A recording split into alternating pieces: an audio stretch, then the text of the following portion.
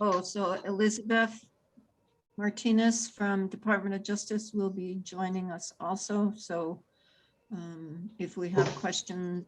Oh, is she going to regarding, be tonight? Yeah, she said just good evening, Northeast CPC, Elizabeth Martinez from DOJ. So if we have questions for her regarding the monitor report or something that comes up in the discussion, could we switch her to a panelist? And Yes. so we can see her smiling face. All right. I haven't seen Elizabeth for a long time.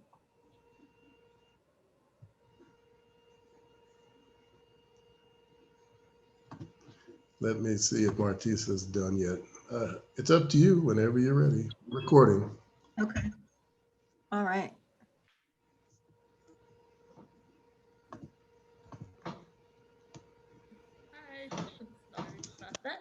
Hello. Okay, it's 6:32. Why don't we go ahead and get started? My name is Vicki Williams. I'm the chair of the Northeast Community Policing Council. I wanted to welcome everyone tonight for our monthly public meeting. We have several guest speakers planned, and hopefully they will all show up. We have invited Superintendent Stanley. He may be running late. He may be in the APD town hall. We're just not sure. But we also have Commander Lowe with the, let's see now. I think are you with Professional Standards and Accountability, or you're with Internal Investigations? Let's see. Could you tell us who you're with? Sure, no problem. It changes a lot. So yes, I'm before. temporarily assigned as the Internal Affairs Force Division Commander. Okay, thank you. And also Lieutenant Crawford is with Professional Standards and Accountability Bureau. So we will be speaking with them in a minute. First, what I wanted to do is introduce our council, just have them introduce themselves and just say a few words. We'll start with, just look at my screen here. We'll start with Dina. Hi, my name is Dina Soto. I've been on the council for about 1.5 years, and just a mom and business owner in Albuquerque, and glad to be on the council. Okay, thanks, Dina. Roy? Hi, I'm Roy Turpin. Been a member of the council since December. I'm the vice chair and retired City of Albuquerque employee. Okay, thank you. Troy is asking if you could make him a panelist. He is. No, he already did. I'm on. Kelly? Oh, okay, thank you. Oh, okay, there you are. Okay. Okay, let's start with, next is Francine. Hello, everyone. It's great to be here tonight. My name is Francine Lopez. I'm currently a student at the University of New Mexico. I've been a part of the Community Policing Council for 4 months now, and I'm also part of the Marketing and Branding Committee for the councils. Be quiet. Please sit down and finish eating. Thank you, Francine. Willie? I'm Willie Orr. I've been with the council since about February, and I'm a mostly retired geriatric physician. Where'd you get this from? So Troy, could you mute yourself, please, until we, thank you. He has 4 children, so I'm sure he's probably feeding supper tonight to them, so. Okay, next is Cassandra. Cassandra Morrison, retired sergeant from the Albuquerque Police Department. I've been retired over 8 years now. Been on council for approximately 3 years. I serve as the head of the membership committee, and I also help out with the secretarial duties for the council. Super glad to be here tonight. Okay, thank you. Kenneth? Hi, I'm Kenneth Armijo. on the City Police Council since August. I support in the secretarial roles and also various other activities. So happy to be here. I'm also a staff scientist and engineer at Sandia National Labs. Okay, thank you, Kenneth. All right, Troy.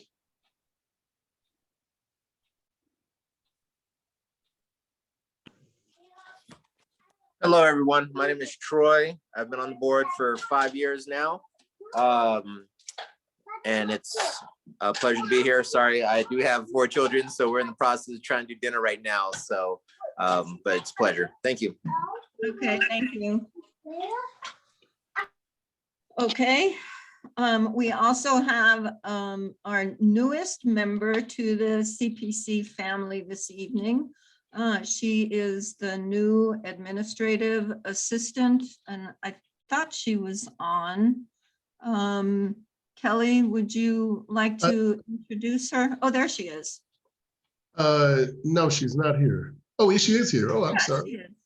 Oh, okay, excellent. Our new assistant for the CPC, Community Policing Council, through the CPOA will be Martisa Billy of Window Rock, Arizona. She is a graduate of UNM Gallup in criminal justice. She is also a graduate of Western New Mexico with a bachelor's in criminal justice. And she has worked for the, let me see, for the Navajo Division of Social Services. She has a lot of skills. She's highly intelligent, and she is really interested in learning more about the field. So everybody welcome her on. Okay. All right. Hello, everybody, Martisa. Hello, welcome, Martisa. Thank you. Okay, so next is well, I just typically want to, let me just see who all, okay, we have 39 participants, okay, 21 attendees. Okay, typically what I do is read our mission and our purpose for those individuals who are new to attending the meeting, so they know a little bit about who we are and what our role is, what our responsibility is. So the mission of the Community Policing Councils is to promote and maintain inclusive, respectful, and cooperative interactions between the community and the Albuquerque Police Department to ensure constitutional community policing reforms are met and sustained, and to reestablish community trust with APD. The councils will work closely with APD to develop a comprehensive community policing approach that collaboratively identifies and implements strategies to address crime and safety issues. So that is basically who we are and what our mission is. And the main tool that we have to do that is through recommendations. So if we have recommendations from community members or neighborhood associations or council members, we write those recommendations up, present those at public meetings. They're voted on, and then they're submitted to Kelly. Kelly reviews those recommendations and then sends them to the appropriate subject matter expert within APD or the city to solicit a response. And per the ordinance that went into effect last year, early October, there is a time frame, a 45-day time frame for a response back to those recommendations. So that's our main tool for recommending changes, not only to local area command, but also to overarching APD policies. Okay, so I would like to get a vote to approve the April agenda as stated. Motion to approve. Second. All in favor? Aye. Aye. Hi. Okay, thank you. And do we have approval also for the May meeting minutes? So Motion moved. to approve. Okay. Second. All right. I guess what I'll do is just kind of go through the new business, and then we can kind of use the rest of the evening for APD, for guest speakers, and for the APD presentations from the local command. So the only two things that I have for new business is we are planning a citywide town hall for September. This will be basically telling the community about who we are, what we do, what our strategic plan is, trying to solicit members to join the council, and also community members just to be more engaged in the CPC meetings. And so we are looking to Kelly to help us with advertising and marketing, trying to get the word out between now and September. Another idea that we talked about at one of our working meetings, and we're thinking of starting this maybe June, July, this summer timeframe, and that is to do what we're calling CPC chats or vodcasts. And basically what those are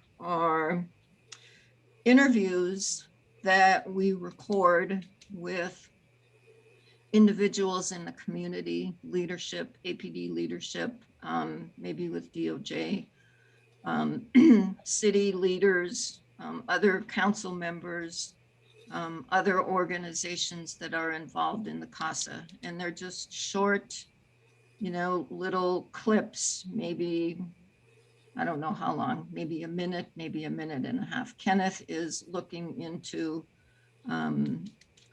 time length on these, and just kind of how we can start getting ourselves out there a little bit more using social media. So if we have something on Facebook, it's like a 30-second interview. We ask one person one question, that's a hot topic or a current topic that's happening, just to kind of keep everybody abreast of what's going on in the community, and just a way to put ourselves out there. So that's something that we're planning on starting, like I said, June or July.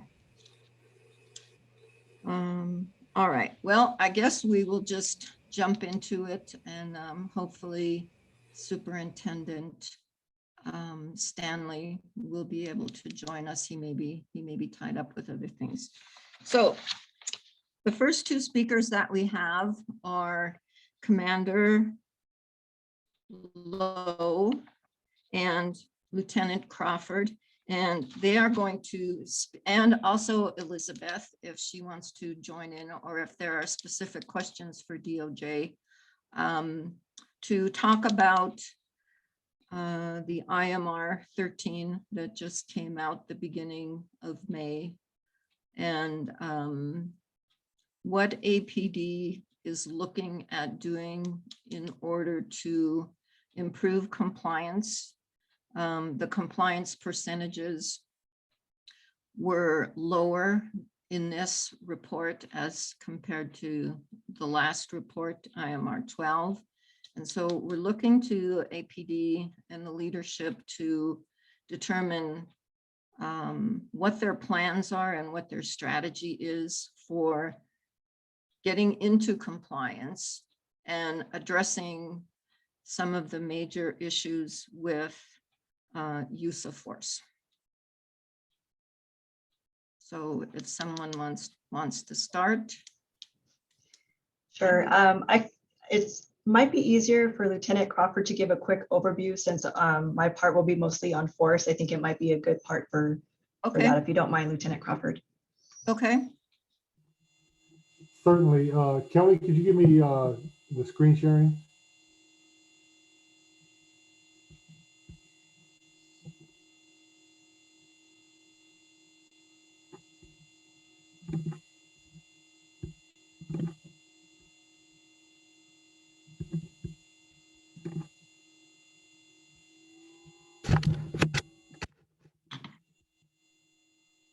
Oop.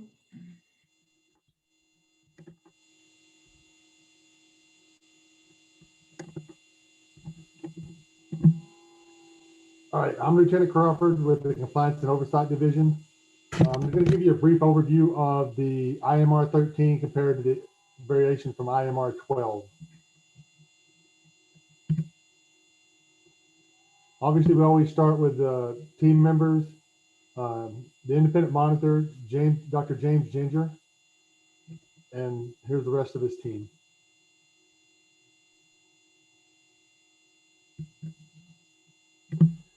Here's the links to the CASA, the new monitor report.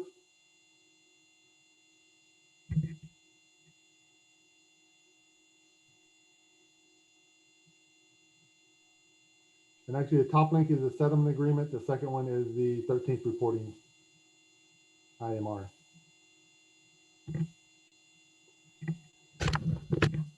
All right, brief overview, CASA sections. We have the units,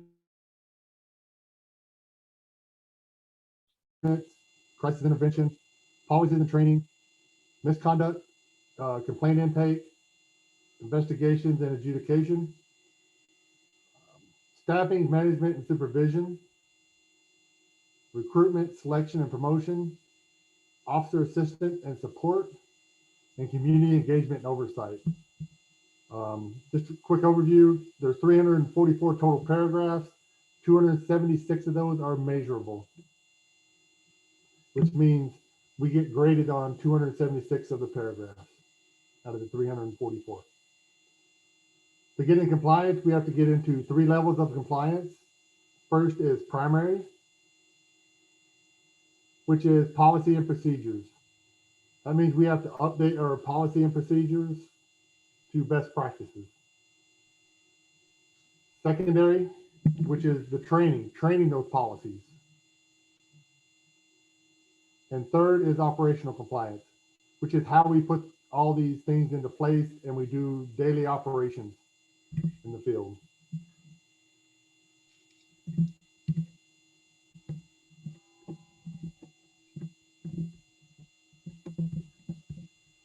So here is a scale of the IMRs of what percentage we're at in each IMR. Kind of gives you a comparison of what went up and what has went down through each IMR.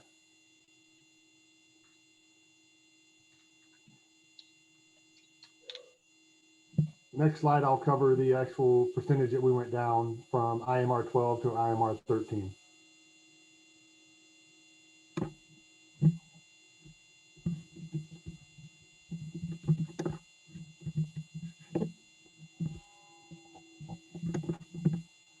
All right, so IMR 12, we're at 100% primary, 91% secondary, and 64% operational. For IMR 13, we are 100% primary still, 82% secondary, and 59% operational.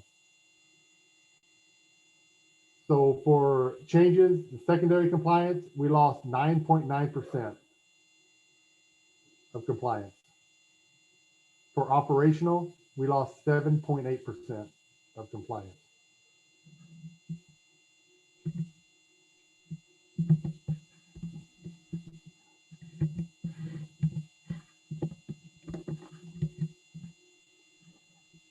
All right, so now we'll go through each of the units or each of the paragraphs.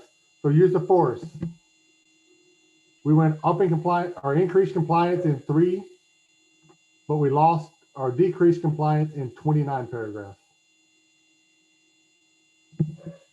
For crisis intervention, we didn't go up in or increase in any, but we decreased in 5 paragraphs, which is 19% decrease. For use of force, it was a 35% decrease.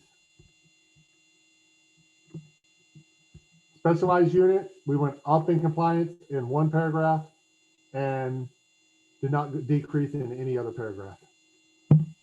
So less than 5%. Policies and training, we went down in 3 paragraphs, decrease of 13%.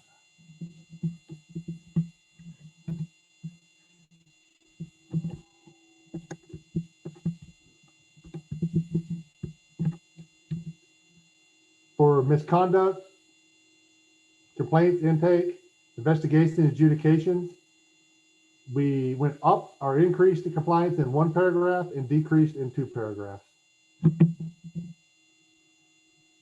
For recruitment, selection, and promotion, we stayed the same all the way across the board. None up and none down. For staffing, management, and supervision, we went down in compliance in 1 paragraph. And officer assistance and support, we stayed steady, no change in any of the paragraphs.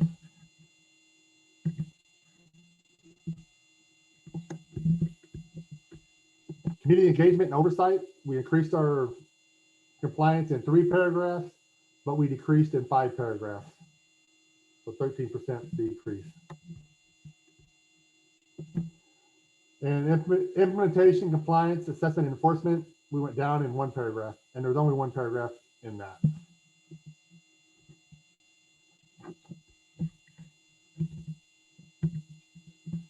All right, so that's kind of the stats of where we are.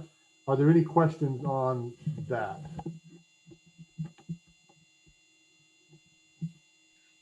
Well, I guess my first question would be, what do you think happened? I mean, obviously, we had a few concerns in a few areas. One, use of force.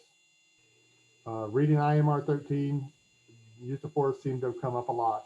And I'm not going to touch in great detail on that because I'm going to allow Commander Lowe to touch on Internal Affairs Force Division and that stuff. We also lost quite a few paragraphs in CIT. That was the 2 major ones that we lost paragraphs in. So what do you think was the main gist of the decrease in compliance between CIT? Because I mean, I thought CIT was pretty much pretty stable as far as training goes. And was there something specific about CIT that they wanted to see, or something had changed within CIT? I think I could probably help Commander Crawford or Lieutenant Crawford on that one. Yeah, Vicki, it's training related. So we just need to get some training hours under our belt, and we'll be, I don't see those paragraphs staying out of compliance as long as those trainings take place. Okay. So the percentages that were down, like you're saying in CIT, there were 5 paragraphs. Does that mean that those 5 paragraphs were, was it operationally down or secondary?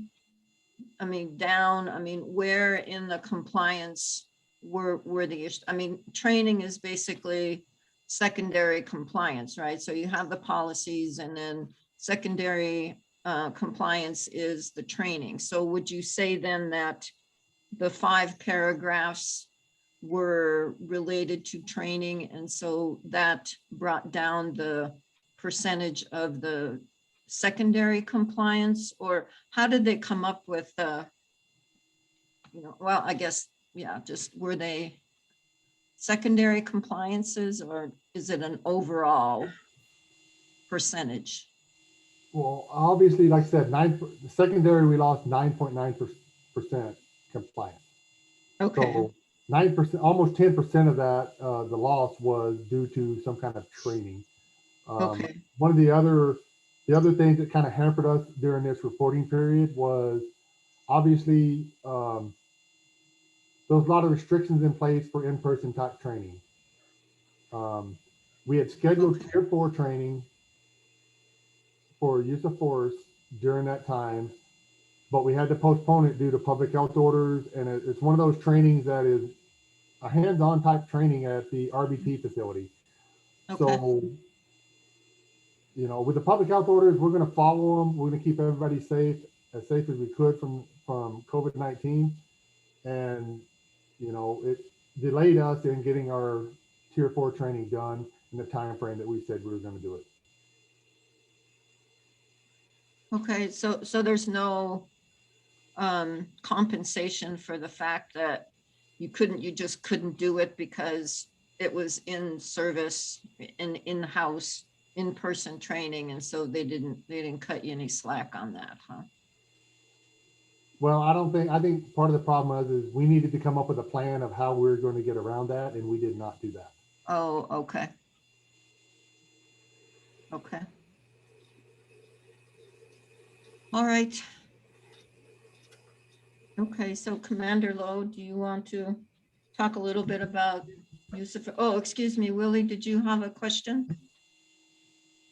Yeah, I'm not sure who it's better directed to, Mr. Crawford, Ms. Lowe, but what was the reaction of the staff of the officers in the field to the IMR 13, or was there any reaction? Yeah. So what was the reaction of the staff in general, the police force in general? I can probably answer that because I deal with the kind of heavily with the field. I would say the field officers are traditionally, they're concentrating on doing their jobs and trying to do it correctly and do things the right way. They see the monitors, but I don't see that it affects them as much as what we probably think it does, because they're focused on doing their job. They take calls for service, and that is their primary goal. And that's what they stick at. I think it affects them less than what it does some of their commanders and their lieutenants and their sergeants in the field. Thank you. I have a question about going back to the training deficiencies. Are these, is this training that has to go department wide, or is it specific training for specialized units that we're lacking in? The Tier 4 training, which is the use of force training, is department wide. Okay. Everybody has to go to that one. The Thank CIT training, some of it is, not all the officers have to have all of the CIT training. Okay, thank you.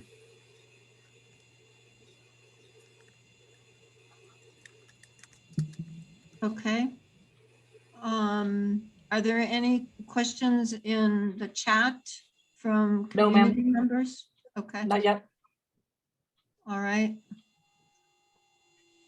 Okay, so Commander Lowe, what's the plan to get us back into compliance? Sure. Good evening, everyone. For those of you who don't know me, I am Corey Lowe. I was prior the commander over the Compliance and Oversight Division for the last 3+ years.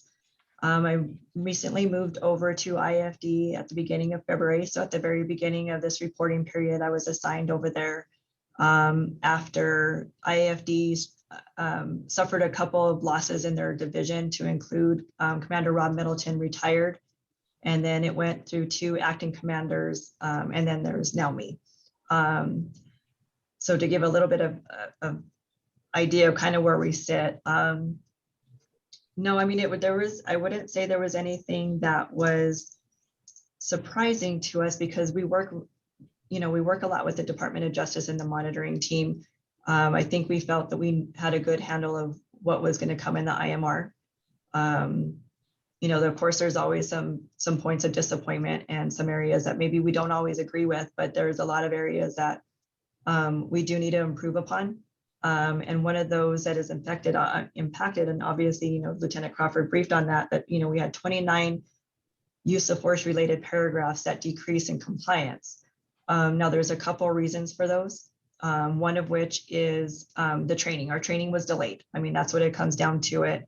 We did not provide the necessary hours for use of force training in 2020, which would have impacted our compliance levels in the IMR 13. So that was a big part of it. And another aspect of it is our investigations were criticized from beginning to end. There's a lot to that come to play in the, with the investigation deficiencies that have been identified. There's a lot of really good things that came to play this last reporting period, which one of them is, you guys read in the IMR, is our Forest Review Board. Our Forest Review Board started really clicking in September or October of 2020. But in that comes like a cascading of effect of, as we need to improve in IFD and in the field, that's where all these recommendations and referrals are coming from. So you can kind of see it where one area was working and doing its job. We kind of see some areas that were identified that needed to be improved upon. One of which is our investigations. It's not something that is not fixable. And that I think that is an important aspect in there to believe is we have a very strong division. We have staffing is an issue. And I know that in the IMR, it does talk about that they had higher staffing in IMR 13. I can tell you that is not the case now. To be clear, we are struggling with our staffing, and we're trying very hard to recruit new sworn personnel into the division, and also hiring civilian internal investigators, which will be the first time we've ever done that. And I'm in the hiring process of that now. And one of the other parts that I'm struggling with is retaining detectives. I said, morale's a little low. They're unsure. They're a little hesitant in when they're, submitting their cases. I mean, they're afraid of missing things. And so what I'm really working towards is a couple of things. And one of those is getting our training. The last internal affairs training that this division has experienced was back in 2018. Well, with the turnover during this period, we have a lot of officers and detectives with no investigative experience who never got trained on these to begin with.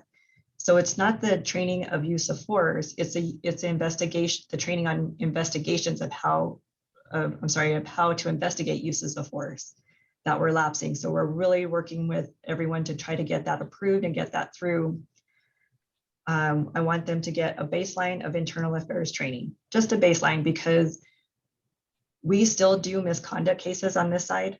So one of the things that this division does is they don't only do the use of force investigation itself. If they identify any misconduct, they do a lot of the investigations on this misconduct as well.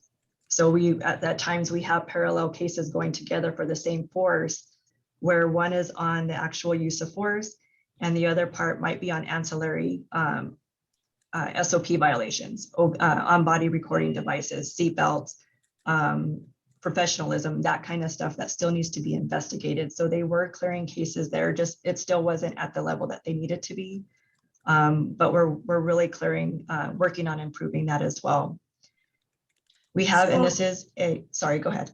Oh, I was just going to say, could you just kind of for our information, could you just kind of run through the process of doing like a misconduct case? I mean, it starts in the field, then where does it go from there? And just so that we kind of have an idea of everything that has to be involved in doing some kind of misconduct investigation. Sure.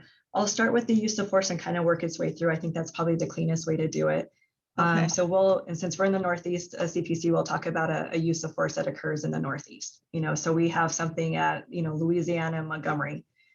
There's our use of force. From there, the officers have to let their supervisor know there's a use of force, get rescue, whatever needs to happen.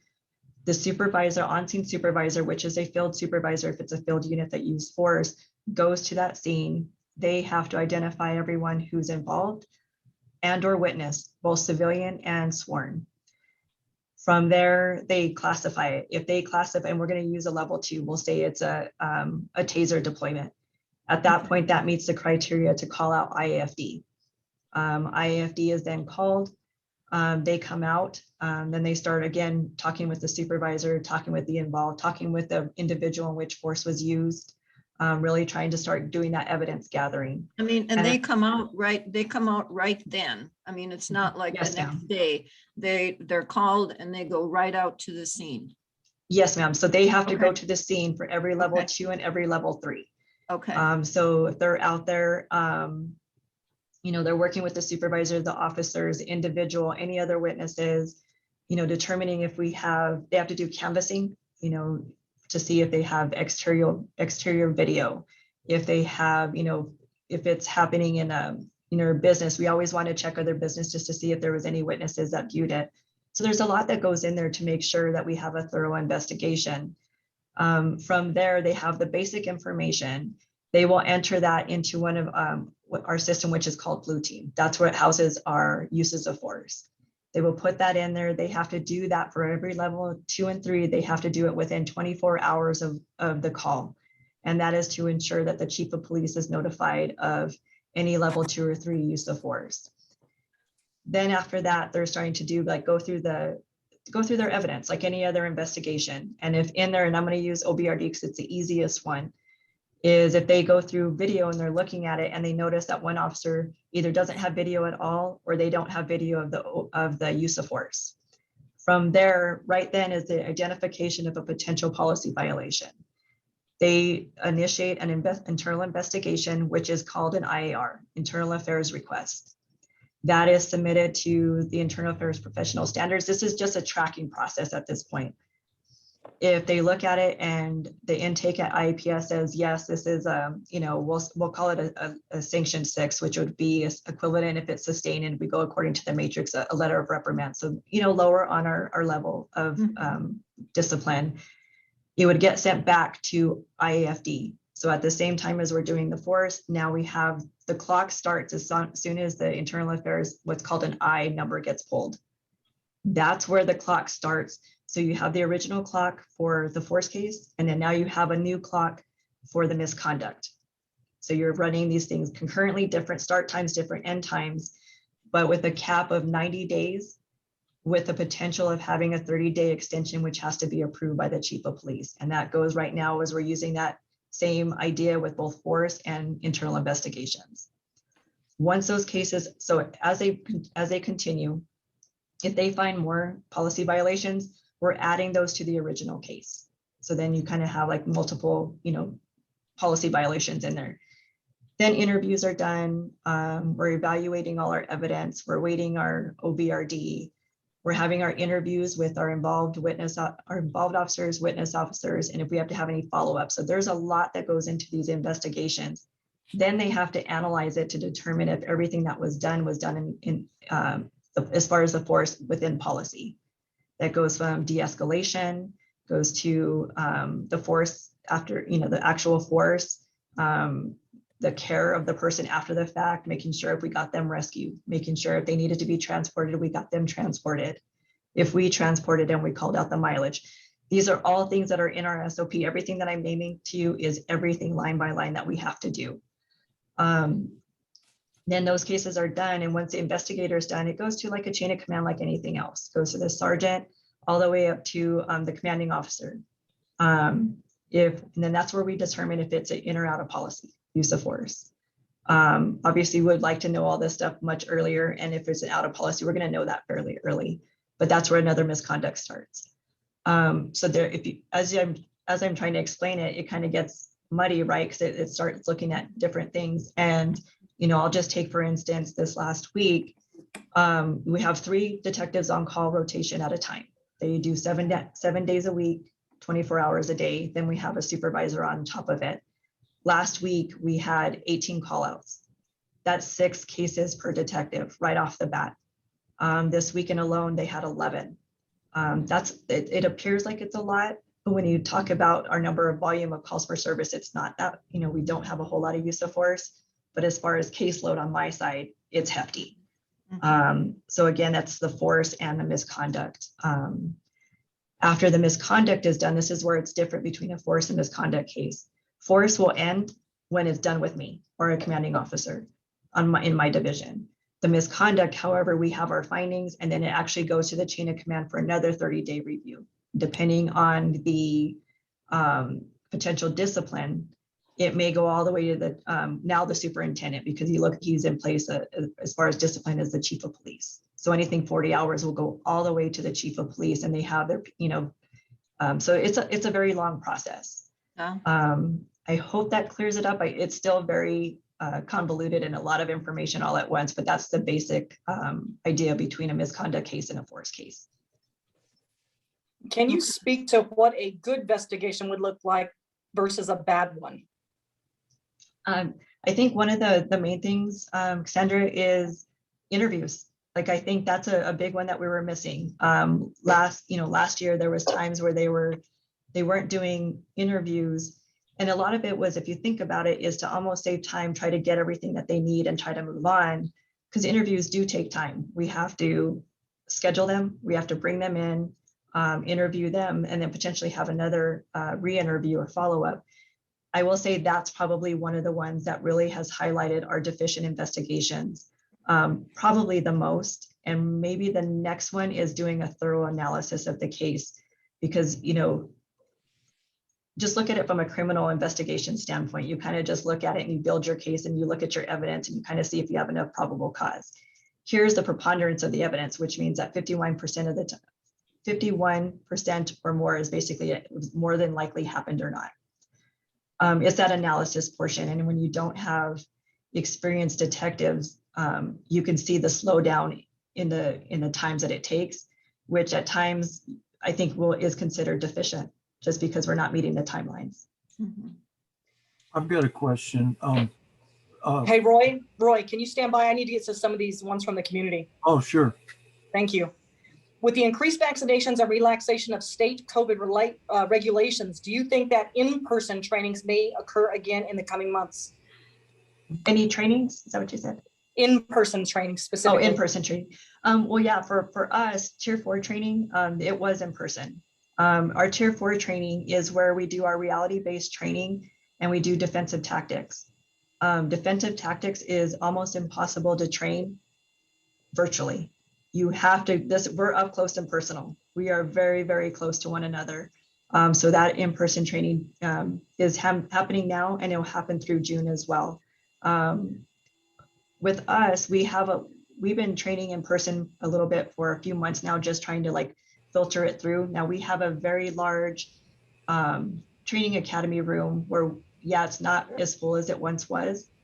We basically have one person per table, but we're actually getting the in-person training done. I will say that there's going to be a lot of virtual training that still comes into play, but the in-person, I think, is moving its way through. You mentioned at one point that morale was mentioned as being low. What is the current attitude of the staff regarding the reforms? My staff, I think they're fine with the reform. If they weren't okay with the reform, they wouldn't be an IFD. That's the whole reason. I mean, that's the crux of what we're here for, is that. So I think I have some really good people that are here. I think when I say morale for my group, it's the uncertainty of what's going to happen to them in the future. We are having some disciplinary issues in the last, few months. And when I say disciplinary, it doesn't mean suspension. It doesn't mean termination. Some of them are very, very low level, but, they're taking their work seriously, and they take it to heart when they start getting, letters of reprimand or verbal reprimands. And it's worrisome to them, especially for some of them that are so young in their career. They really want to continue, they want to promote, and they don't want these things to stack up on them.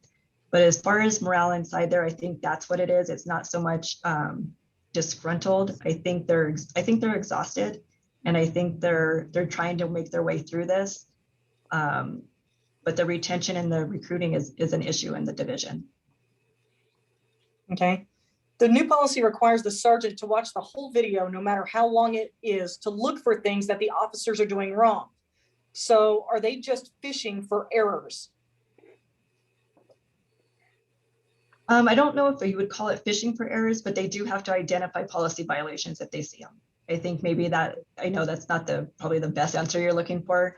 But I do believe that sergeants and supervisors have to do their due diligence to make sure, because they can't be everywhere at once. That's how I look at it, as our OBRD is just a second pair of eyes for supervisors. So they can't be everywhere, but they can monitor their people. but I don't think they're looking for every little thing. But we are looking for those potential policy violations that do need to be investigated.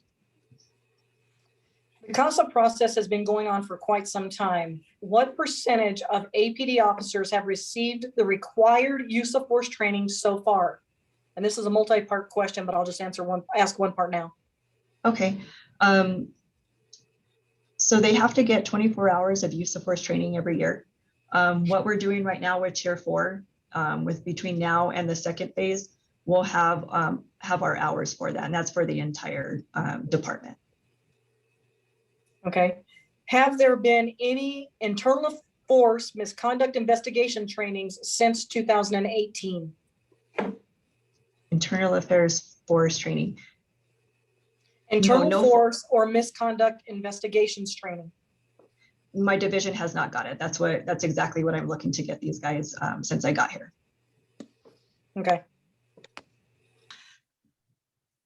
So how do you have percentages of when an officer is investigated for use of force, is there a percentage that you could give us that says the percentage when an officer goes out, the percentage is, you know, XYZ, and he or she did not use excessive force. They followed policy, and, you know, I mean, because it just seems like use of force is such a hot topic, and everybody is, you know, it's just constantly talked about as far as use of force. But knowing the position that officers are in, there are times that use of force is going to be used and properly used. And so do you know the percentages of the time when an officer has been, you know, I guess accused, or there's a discipline question about excessive use of force compared to proper use of force? Do you have those numbers that say, well, we did 100 investigations for use of force and we found that 95% of them were in compliance with policy? I can give you my percentage for the last quarter, which was the first quarter of 2021, and we were at 89% of our uses of force were within policy, and that's for level 1, 2, and 3. Okay. As far as the number, I would have to take a look if I do have it, but I would have to take a little bit of a look here, but I do know it was 89% the last quarter.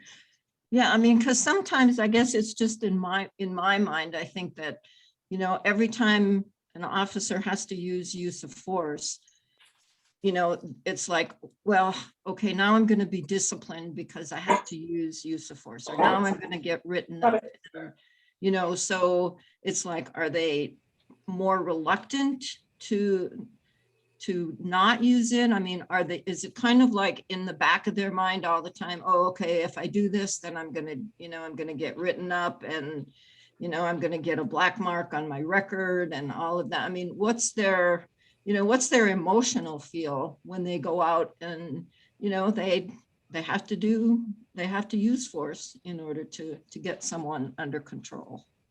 Right. I can't tell you exactly what their emotional feel is, but I will say that our officers haven't stopped doing their job.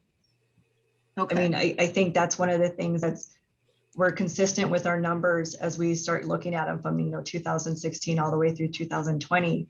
Our officers never stopped doing their job. Okay. Well, that's good to know. Okay. Thank you. Of course. So Roy, or were there other questions, Cassandra, in the chat?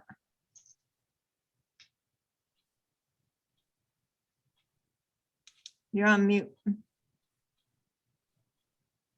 Roy can go ahead and ask his questions. I have no further in chat. Okay. I would just had a couple of questions, Commander Lowe. What level of staffing do you currently have in your division? Sure. That's a really good question that I look at pretty much daily because it has fluctuated since I got here.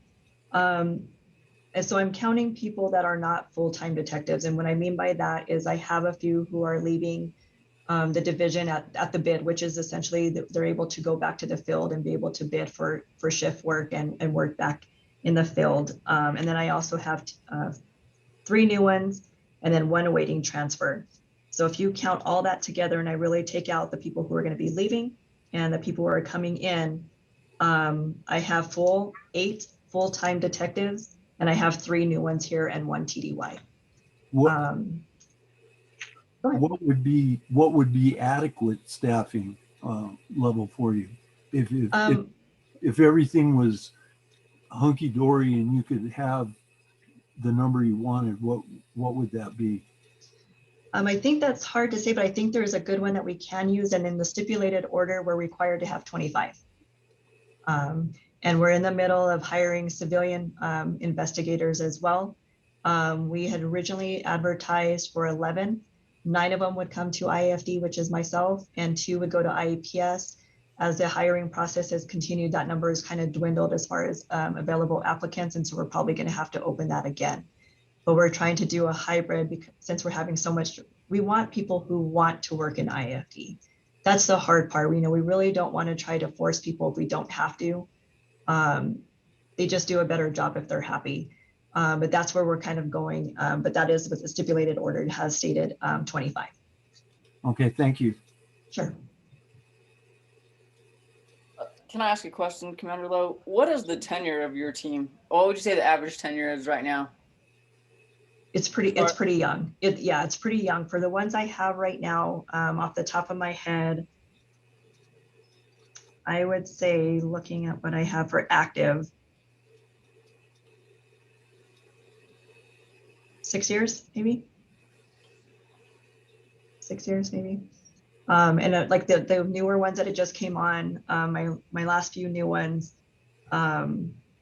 the last time I had to open it, we had to open it to probationary officers as well because we weren't getting non-probationary. So that what that means is your first year after OJT, your first year after, graduation of the academy, you're considered probationary.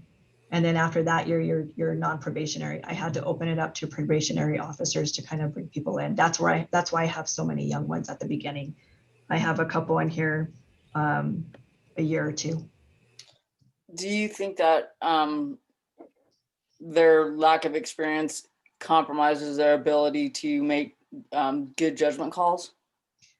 No, I think the lack of training and experience maybe, combined can help, can hurt them because policy is policy. But of course, the more experience you have, we can build that with these guys. It's just that matter that learning curve or that steep learning curve of trying to learn what that looks like might be a little bit harder because they're younger. But at the same time, for them coming in here, they're motivated to learn. We have another question in chat. Can investigators from other law enforcement agencies, for example, state police, be leveraged to help fill the gap for investigations with APD? No, no, they can't. They would have to work for the agency that's here and be employed here, which is kind of like what we're trying to do with the civilian employees is get them employed here. And then, being from another agency, they would have to live the same roles and SOPs that we have. What are the minimum qualifications for a civilian detective? They have to have a degree, a bachelor's degree. Internal investigation experience is recommended or preferred. Sorry, I'm trying to think right off the top of my head. I should know this because I just looked at it today. Here it is. Let me just make sure I have it here. 5 years experience in conducting law enforcement, factual, civil, or criminal investigations that include gathering, analyzing evidence, and then the degree. Do you have any numbers on the amount of officers that are bidding this year? That I do not. I can tell you there's at least 6 from mine.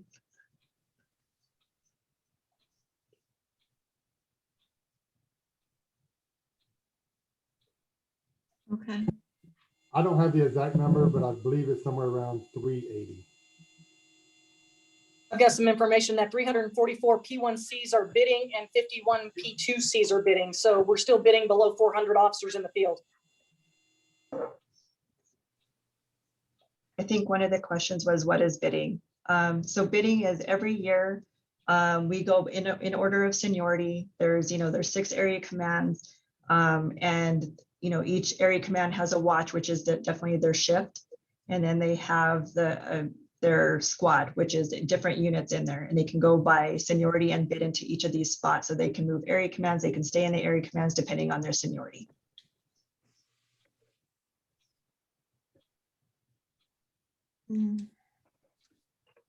So I think there's a few questions in the chat, Cassandra. Has IAFD become a place that experienced officers try to avoid? I would say by the fact that I'm having a little bit of issues recruiting, I mean, I think that's been highlighted, and they don't quite understand. There's a lot of just scrutiny around IAFD. I don't think they quite understand what can be done here, but yeah, I mean, just by the sheer numbers of not being able to recruit, I think that's clear. Is there a concern among the field officers with the hiring of civilian investigators? I can only go off of rumors, but yes, I mean, there is. But there was no other alternative if we couldn't find sworn personnel to take those positions. But yeah, I mean, I think there is some concerns. Thank you. What are the qualifications for those civilian? I mean, do they have to have law enforcement experience? It's preference. It's the stuff I just read off. As far as the minimum education and experience, Oh, I mean, okay. it's obviously preferred, and we do have some applicants that meet that requirement. So there is some positive to that. One of the things that does hinder us is if say it's prior law enforcement within New Mexico and say they retired, if they came back over here, they would have to give up their retirement. So I mean, that's a battle as well. How many civilians are you looking to hire? For us, the number right now that I have budgeted is 9 for IAFD, but we're going to have to increase that because again, we have to meet that stipulated order with 25, and we probably can't do that with sworn. What can, if anything, what can the CPCs do to help with this process? Help recruit civilian investigators if that's where we're headed. So if you know of anyone that has previous law enforcement experience or good, administrative investigation experience, we're going to have to repost this, so it'll be up on the website. And I'm always up for ideas. We kind of live in our bubble. So if there's any other ideas to, improve how we're doing things or, think outside the box, I'm more than open for ideas. You had mentioned about everyone in the department has received or will receive their use of force training in the current period. Did you mean the whole APD or IAFD? It's APD, because that's what counts for us as far as compliance is for department wide. And with the advertising campaign of the police unions and so anti-federal oversight, what is the quality and extent of collaboration with the union do you have in meeting the IMRs, and is it positive or negative? So far, and again, I've been here 3 months, but so far my interactions with the union have been fine. We've been able to work through some situations from time to time, depending on the case. They have a place, we have a place. At this point, I haven't seen them overstep their bounds in any of our stuff. I mean, I think we've set our clear guidelines on each side, and I think we're for all intents and purposes, we're playing nice. We're playing well together. What is your first priority to help bring APD into compliance with CASA under this IAFD? My first one is the training, the IA training and the force training that we're developing in-house. And then just keep in mind, we also have the external force investigative team that is going to be coming. Getting the feedback and figuring out where we need to improve. If we identify those areas, improve upon them. We'll take the expertise that this EFIT is bringing, and we'll take full advantage of it wherever we can. I mean, that it extends even beyond IAFD. If we can help level 1 uses of force, which remain out in the field, if we can help our officers understand, our supervisors, whatever we can do, those are our priorities for the next few months. Thank you. Sure. Will the civilian investigators be permanent? Yes, they are permanent positions. They will be like any other employee that we have with APD that is not on contract, a full-time employee. Will civilian investigators get the same training as APD? Yes, I mean, obviously they won't get the full training that we would normally get in our academy class or our, a lot of that kind of stuff, but they will get our policy training, our use of force tier training. Like it's important for them to understand when they're starting to look at stuff, how they evaluate not only court and policy, but what it might feel like and look like and the expectations. So yes, we are trying to figure out what that training plan is going to look like as we start onboarding everyone and what it's going to look, as we want a true onboard process in IFD when we bring things. So I actually have a sergeant who almost, I don't want to give him like 90% of his time, but a good solid majority of his time is spent on developing training and preparing a plan to onboard new detectives or investigators, civilian or sworn. Will your relationship with CPOA be the same as you bring on the EFIT? With the CPOA be? Your CPOA, what will your relationship with CPOA be the same as you bring on EFIT? Yeah, it'll be the same. Like so EFIT will be, and I kind of compare this a little bit to us being on OJT, on the job training when we first get here. So it's a little bit of a hybrid of on the job training. When you're doing that, you're getting evaluated, right? That's essentially what this is, but they don't let you fall off the cliff. They help you before anything bad happens, and when I say bad for this particular case, it's not canvassing or, forgetting a piece of evidence. It's not quite as dangerous clearly as a police officer, but they're kind of making sure this evidence doesn't fall by the wayside, but still evaluating as we go on. And as each detective passes, it's almost like a phase. So if we do the on-scene, we have an on-scene, we'll consider that phase one. Once, they go out to a few of our on-scenes and they see one of the detectives and they're like, he or she's doing just fine. They haven't missed anything. We've looked at 10 cases, they're fine.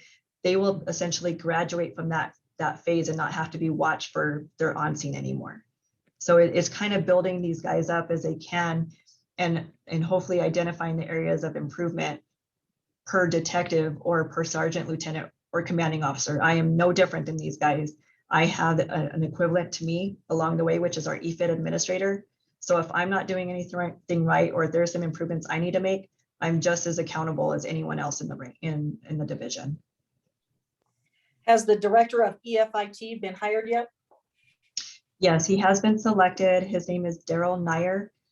He's out of DLG Inc. or LLC. I'm sorry, I'm trying to remember the difference, but he's out of Florida, and he has been selected, and he is in the process of identifying and hiring his team.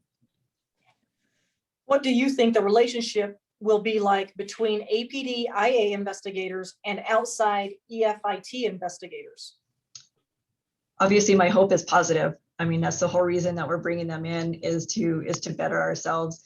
I think these guys, the ones that I have in my division, they're waiting for anything that can help them. I mean, I don't think there's going to be any pushback.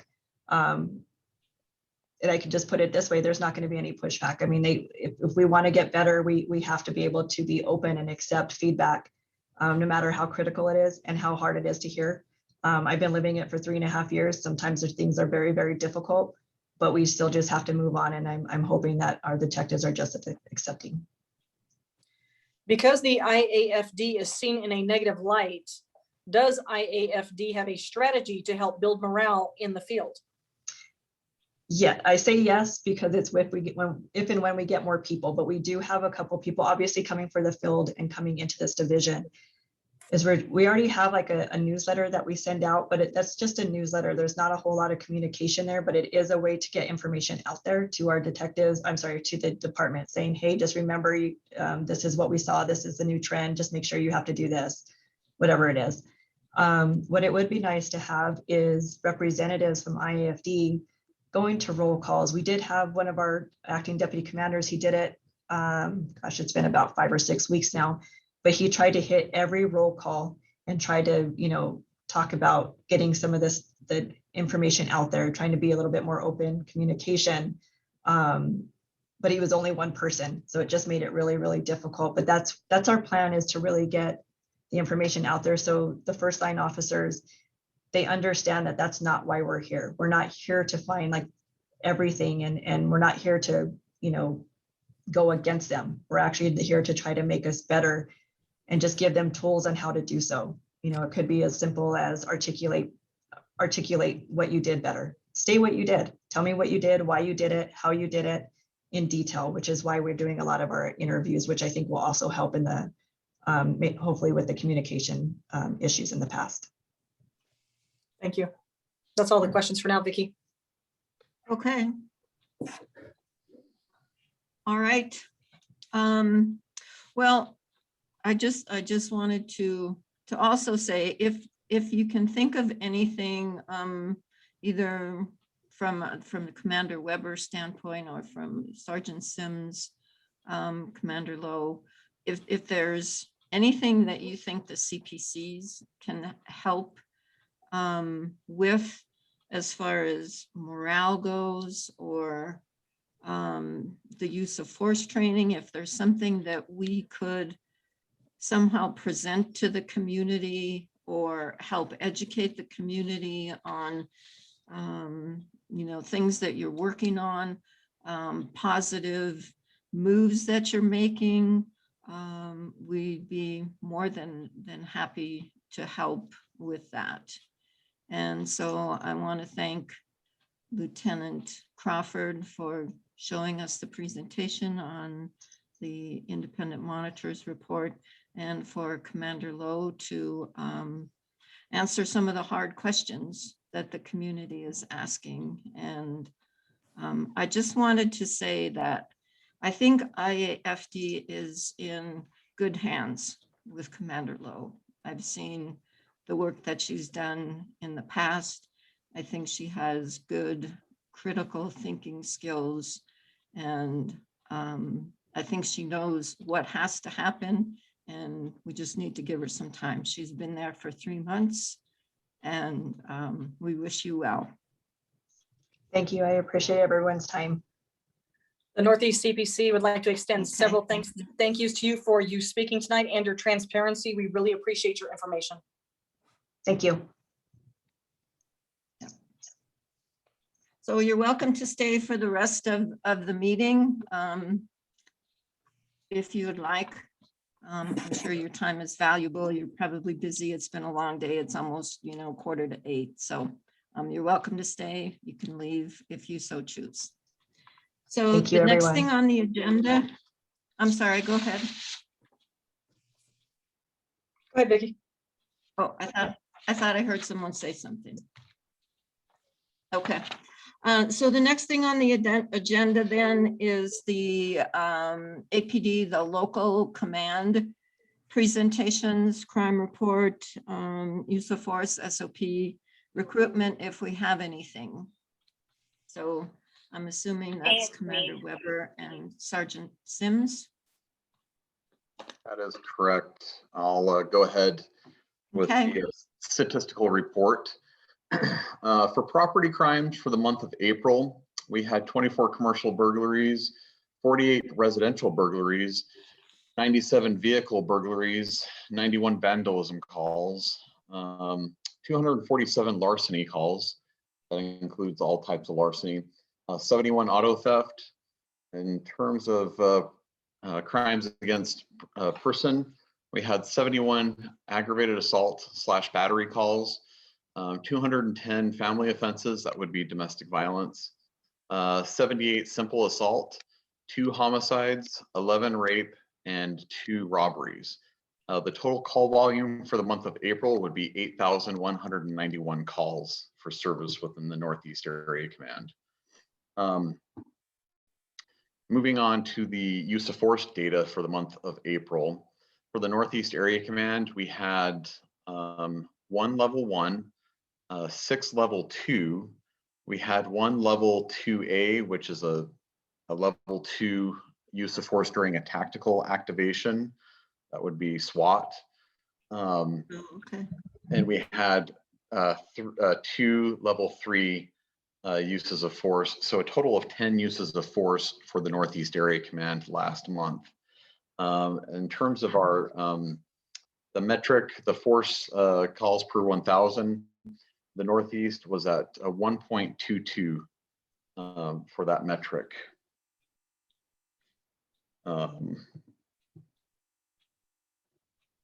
So that's what, so let me understand that ratio. So we had, there were 1,000, so 1.22 use of forces per 1,000 calls. Yes. Is that right? Okay. And how many, again, how many calls was? So I So could we had 8,191 calls. Okay. for That's a significant increase over the last several months. Because I'm trying to keep track of it now. So you had 6,000 calls you reported to us in February, and for February, 5,000 calls you reported in March, now 8,000. So that's a huge jump up. Is there any reason for that, or anything? Why is that seasonal that happens that way? You could ascribe it to the weather being warmer. You could ascribe it to restrictions being eased. People are getting out more. I don't think you can say it's any one particular factor. Okay. I think it would be multifaceted. Commander, I don't know if you have anything to chime in on that. I would just say it's typical of what we see, and okay. I think Cass could even weigh in on this.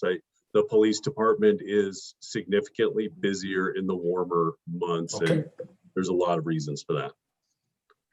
Very good. So I agree with crime going up in the summer months on some crimes, but to go up that astronomically is a huge concern. That is an average of, I think somebody put it in chat, it was 266 a day. That seems like that number needs to be verified. And I hope to God that number is incorrect, because if it's not, something's going to have to be done to address that. You're saying the number of calls is yeah, like just go back to the shoplifting calls themselves. What was that number, Sergeant Sims? For larceny? Yes. 247 calls. And what was it the month before? Don't have that information in front of me. Yeah, it's not so, we use tentative stats, and of course we've been over this ground before. Right. We don't, until our records division certifies everything, none of it's, it's all subject to change. We're actually down approximately 40% in our total shoplifting calls as compared to 2020, which is interesting because their things were locked down fairly significantly in 2020. So there's still a large number. There's no doubt that crime is, nobody likes to hear those numbers, but they are not. The only thing that I'm truly alarmed about right now is the number of our assault calls, which includes all simple assault, aggravated assault, shootings, any of those things. When they count them under assault calls. Those are up about 8% from where we were. So that is concerning to me, but the others are actually. So the number, Sergeant Sims, did you say there were 11 rapes in the Northeast Heights over the month period? 11, yes. Reported calls. So again, because it's not vetted. So the Northeast houses the women's hospital. So we get a number of calls there. So you'll always see a high number of those calls because they get reported at the hospital. They don't necessarily occur here, and many of them can be anything from 3 years ago this happened and I'm coming forward now, or some of them they just occurred, and then some of them are things that occurred in other parts of the city. Oh, so because the hospital is in the Northeast, then you get those calls for service. Yeah, all because different areas. The data that we're providing you is based on our CADs, which is again, it's when somebody calls in to Right. 242 cops, it generates a call for service. It doesn't necessarily mean that it's going to be when records does their whole consolidation of everything, it doesn't mean that there will actually be 11 reports of sexual assault. Okay, Okay. well, that's a little complicated. We have a question in chat. It seems as though crime is on an increase nationally. Do you agree with this, and to what do you attribute it? Do I agree that crime is on the rise nationally? Is that? Yes. That's part of the question, yes. So I don't know about all categories of crime. I would be hesitant to say that. I do know that homicides in most major cities have, in some cases, gone up by 4 times what they were last year. Homicides for sure are up all across the country. I don't know about other categories of crime. What do you attribute that increase to? I think if I could answer that question completely, I would probably be, we could probably take a lot of steps toward it. There's a number of reasons that it's gone up, but I mean, we're seeing here, I can only speak for what I'm seeing in Albuquerque. We're seeing a number of cases where people are resorting to using guns against each other when you just look at it and you think, well, that's ridiculous. I mean, we're getting road rage calls now where people are shooting at each other. We had an individual show up at our substation a couple of weeks ago because he was being tailgated all the way up Wyoming, and the person followed him all the way into the substation. And you just shake your head. But we're seeing road rage. We're seeing a lot of drug-related homicides. I think the department did a story breaking that down. I want to say the homicide unit spoke to the news and broke down some of those numbers.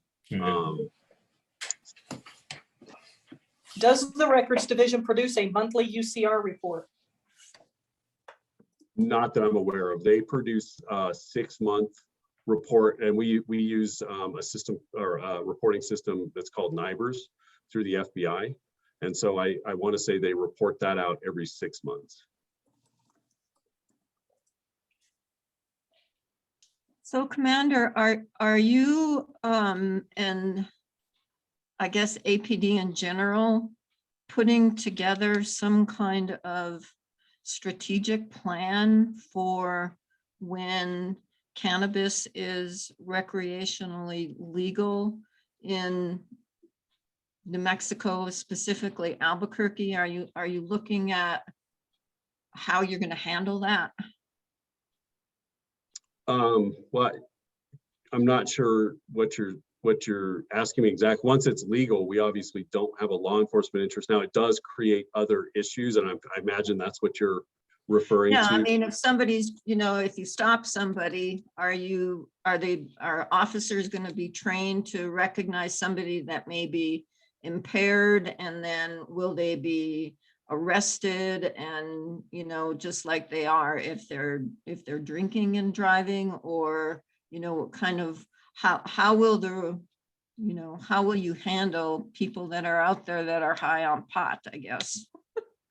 So officers are actually trained in recognizing impaired driving as a whole, and then doing field sobriety tests, and those are calibrated specifically for alcohol, but we already charge people with DWI when it comes to the use of cannabis or other drugs. It's a different testing process, but yes, we already handle those. Okay. Is it possible to aggregate CAD reports from one month to the next? I'm actually not sure what you're asking. I don't mean to sound obtuse. I don't, when you say aggregate, I don't know what it compare data. To compare data on the categories that you guys are bringing out to present. Last month it was 1, this month it's 3, for instance. So for example, we provide the data, and I think the CPC had requested several meetings ago that we do it on a monthly basis rather than on just a 30-day window, but rather like January 1st to January 31st. That is something that we have started doing. So we do provide that data every month, and people can make whatever comparisons or questions that they want out of that data, but we do provide it every month. So But- is that's the data that's on the area command website, right? The crime statistics that are out there? Yes, so I want to say it's about 3 months behind, and that's actually records data. That's data they're putting out from records. And the data that you give here is from records also? Is that the same data that, no, okay. No, Okay. sir. So the data that we're providing you is strictly from our CAD system, which is people calling in. And I had mentioned before, you know, it's Yeah. not ideal. It's actually on my list to talk to you about tonight. So we're progressing on our new report writing system. So the city contracted with a company called Mark 43 to build the new report writing software and the new records management system. So we've had several meetings with them, and we actually have a whole subcommittee of officers that are working on fake reports, if you will. Yep. Testing the system, trying different things out. We expect that system to go online October, November. Okay. Timeframe. Okay. And we do believe once that system is online, we will have a much better way to report data out quicker. Okay. At least to the public. So and I've said this before, and I think it's important to note, I get data internally. It's just vetted numbers, so it's not stuff I'm allowed to share. Right. No, I, as I said, I've been starting to keep what you report to us, understanding that it's not what will come out 6 months from now because of what you've explained to me in the past, but as a way of, assuming the errors are going to be kind of the same month to month so that you can get a general trend. That's, yeah. It's great that you have them. Thank you. You're welcome. Okay, I think there's one more question. Thank you for your reports. If only 1 out of 1,000 calls required a use of force last month, in your opinion, what percentage of the calls you received could be transferred to the new community safety department? So I would caution anyone from drawing a comparison between force data and what could be handled by the new community safety department. And the reason I say that is that the community safety department is going to try to handle situations which are not necessarily required to have law enforcement there. And that's not always the same as saying, well, there's a low likelihood of a use of force, therefore we don't need law enforcement. It's more about what are situations. So like today, we had a report, we had a call holding from somebody who wanted a welfare check on a child who had not come to school. Typically, and I think the report was the child needs glasses and the child is not wearing glasses when she comes to school. That can be a CYFD matter, and it could be something that a social worker or a caseworker responds to, because there's no allegation of abuse. There's an allegation that a parent needs to get prescription glasses for someone and they're not getting them. I don't know that sending an armed police officer to that house is the right decision for society. And right now, it's one that we have to take. So we don't turn it down. We can't turn those calls down. So I've got to pull an officer out of calls for service to go take that call. And so what we're hoping with the community safety department is to separate out calls that really are more social in nature and more systemic issues where it's not, the person is not an active threat to the community. It's more something where they could benefit from services. I think that's what the city is trying to separate out. I don't know that using a force comparison is the best way to do that. Yeah. What benefits and costs do you see in this division of responding to the public's needs? What benefits? What benefits and costs do you see in this division of responding to the public's needs?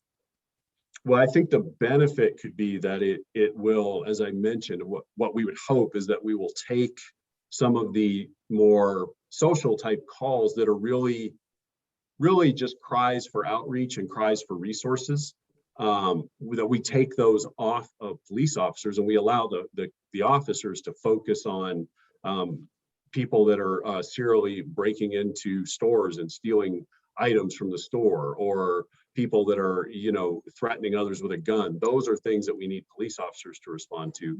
So I would hope that that will be the benefit. But the cost is the city's going to have a larger budget overall. I mean, it costs money to do these things. Agreed. This is not a question. This is just a statement from a participant on the Zoom. 100,000 New Mexicans already have medical marijuana cards, and illegal use occurs frequently. Think of legal cannabis like the end of prohibition in the last century. Another question for you. Who will make the decision to send a police officer or a community safety officer? We don't have that level of breakdown yet from the city. So the city has appointed a director and 2 deputy directors for the new community safety department. They are working closely with the other 2 public safety, us being one of them, and then of course the fire department, and they are coming up with what their response is going to be, who's going to decide. I know that our call center is involved in those talks. It's not information that's been disseminated to my level yet. Okay. Do you see the community safety department as responding to mental health emergencies, or is there a threat of violence related to mental illness? How would those calls be handled? I would say again that those SOPs have not been totally delineated, but anytime there's a threat to someone, we can't send just a civilian staff. Now they can accompany an armed law enforcement staff and we do that now. We have mobile crisis teams and enhanced crisis officers. We do that now where we try to combine sending people who are more well-trained in mental health, clinicians, out with officers to those situations. So, if you've got a situation where a person is going to be an active threat, law enforcement still has to go. You can't just send a civilian. There are other mental health calls, though, that there does not appear to be an indicator that the person is violent or that they need police intervention. That's where a decision is going to have to be made. Does law enforcement stand by and let the social workers talk to them? Does law enforcement not go at all unless they call us? Those are the details that they still have to hammer out. Okay, thank you. You bet. Oh, we have another one. Will the community safety officers be added to the use of force continuum? I don't know what kind of training they're going to give them, so I can't really answer that right now. Thank you. Are there any statistical numbers or percentages of crimes committed by individuals not detained pending trial on any other charges already filed? If so, what is the number or the percentage? I believe the chief's office is going to do a presentation on individuals who've been released 4 or more times and what, just in 2020 and what they've been accused of since being released those times. So I think that there's some information that APD is going to present on that. I'm not sure when. The other source for that information is probably the district attorney. I know DA Torres is pretty up on keeping track of those that he files for preventative detention on who they're not successful, and then they track what happens afterwards. So that might be a question that I would defer to the DA's office. Thank you. How's the street racing coming? It's an ever long headache for those of you who deal with it and live next to it. And it's a never-ending headache for me to try and figure out how we reduce it. Just being completely honest with you. So we did an operation with state police on April 24th. I don't have the stats on it yet, but they did do quite a bit of enforcement action. We are addressing shops at this point. The city is now trying to deal with auto body shops or specialty parts stores that modify cars. So the city is working toward it, but I'd like to tell you that the problem has gone away, but it's as bad as it ever was. It is a constant headache for us. Well, I've seen some PSAs on, street racing has a name. I mean, it's kind of trying to humanize get the word out there. So it seems like we're getting more attention as far as to the problem of street racing. I know at the Foothills meeting, there was a major discussion about, you know, what they're doing there. So I was just wondering how it was going here, if you're seeing less of it or more of it or about the same. I would say about the same. But again, we are, you know, we've cited more and more people. So I think, you know, I would hope that that's going to start having an impact, that and working with the shops. The Speeding Has a Name campaign is one that I'm a big supporter of, and that's something that we just started. That's actually not, of course, street racers do speed, but it's not directly tied to the speed racers or to the street racers. It's trying to bring awareness throughout the city to people who speed, because as you all know, if you get on any street in this town, people are speeding. Yeah. How is APD handling shoplifting? It's a rather broad question. Do you guys cite? Do you guys arrest? Do you guys detain? Do you send them home? What do you do? It depends on the situation. So there is a threshold, $500 and under is a misdemeanor. And in general, depending on the person's history, they will cite them. But it also comes down to what the store wants. A lot of times they will call us to report stolen property, but they actually don't want to prosecute. Are these shot spotters worth their cost? For example, are they effective in crime reduction or solving shootings? So they're very effective at capturing shots fired. And what that's allowed us to do as a department is respond faster and pinpoint where shots were fired so that we can locate evidence. Because traditionally, when I worked the street, you would have a bunch of shots get fired off and you would get 10 different houses that would call in, and you have a general idea of where it occurred, but you don't really know. I mean, you can go up and down a street and try to look for stuff, but you don't really know. You just know it's in a general area. What ShotSpotter does is actually pinpoint that down to within meters of where it occurred. And so that allows us to locate shell casings, which we can then trace back to guns. We link guns to multiple crimes. So I would say overall, it's a great system that way. For me personally, and I cannot speak for the chief or the department, for me personally, the jury is still out on whether it truly helps you reduce shootings, and it is expensive. Speaking of which, the next question was, do we have enough shot spotters? The mayor wants more. I want to say they went to Santa Fe and tried to get some money allocated, and I believe that they intend to expand ShotSpotter to every area command of the city. So the Northeast does not have the technology right now. If we get it, we will most likely start in the Carlisle area, but none of that is for sure yet because I don't know what the budget for it is yet. When you say the Carlisle area, can you narrow that down a little bit? Carlisle, Montgomery area is where we would start with the first node.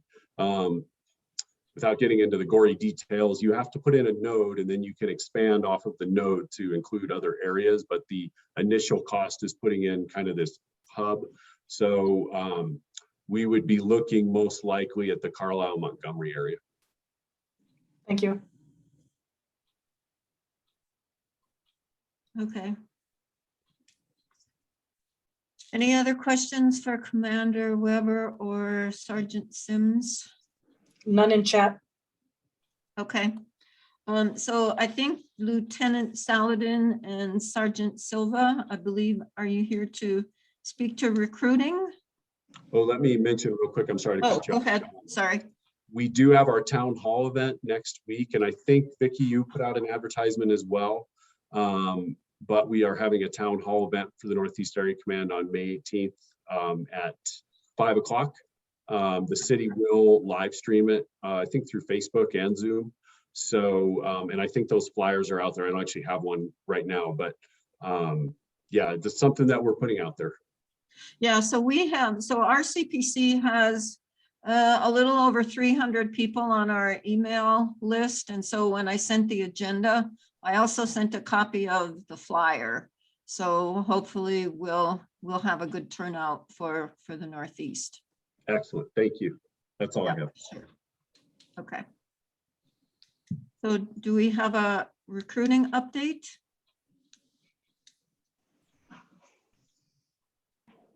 Can you hear me?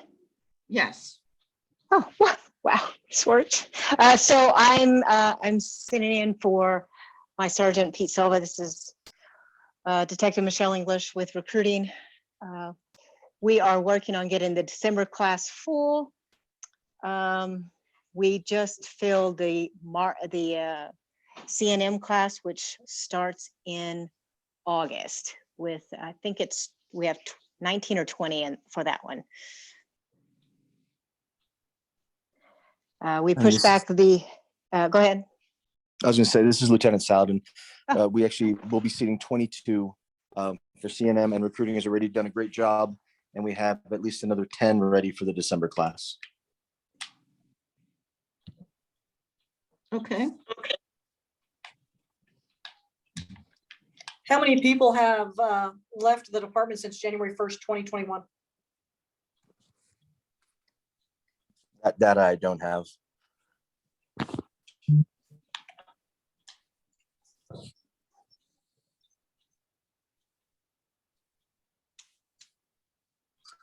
I'm sorry. And what was your goal? What was your goal for the for these two classes that you're recruiting for? Currently, the goal is to put as many as we could in CNM, which originally was 30, but then they only had room for 22. Okay. And an additional 50 for our class in December. But now that we can only send 22 to CNM, the goal is set for 60 in December for our class. Okay. So are you on track for the mayor's numbers from, I think was he saying he wanted 1,200 officers? Where are we at on that? See, I don't have the retention stats, but as far as adding, I mean, originally he wanted 100 officers a year and we were well Right. above that. And now I think he's raised it to 130 a year. And with what recruiting our background units have been doing, I think we're going to be pretty close. Lieutenant, who would have the attrition stats? I think operations review would have that. Thank you.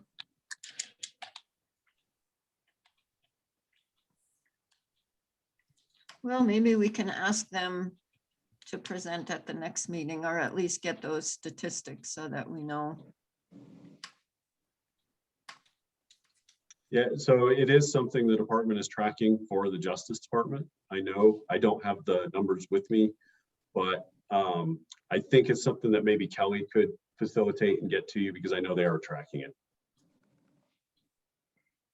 Okay, how are we doing with officers in the Northeast? Are we short officers, field officers? Yes, I'm down. I think I've lost 5 or 6 to transfers over the last couple of months. So, and then we've had a couple resign. So like everywhere on the department, we are short.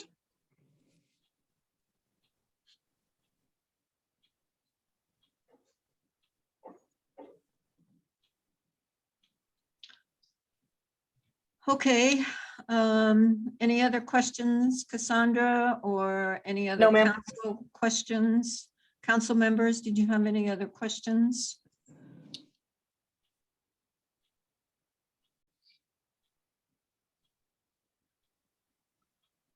Okay.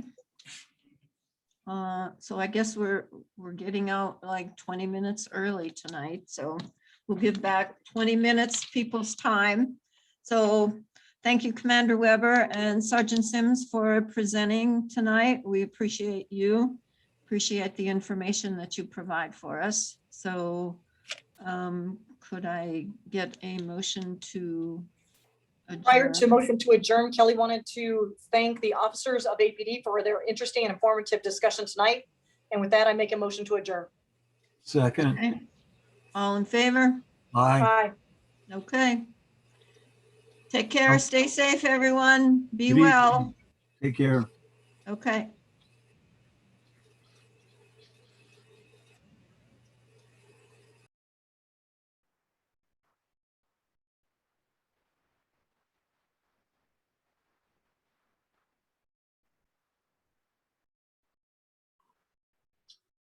Bulls is tripping.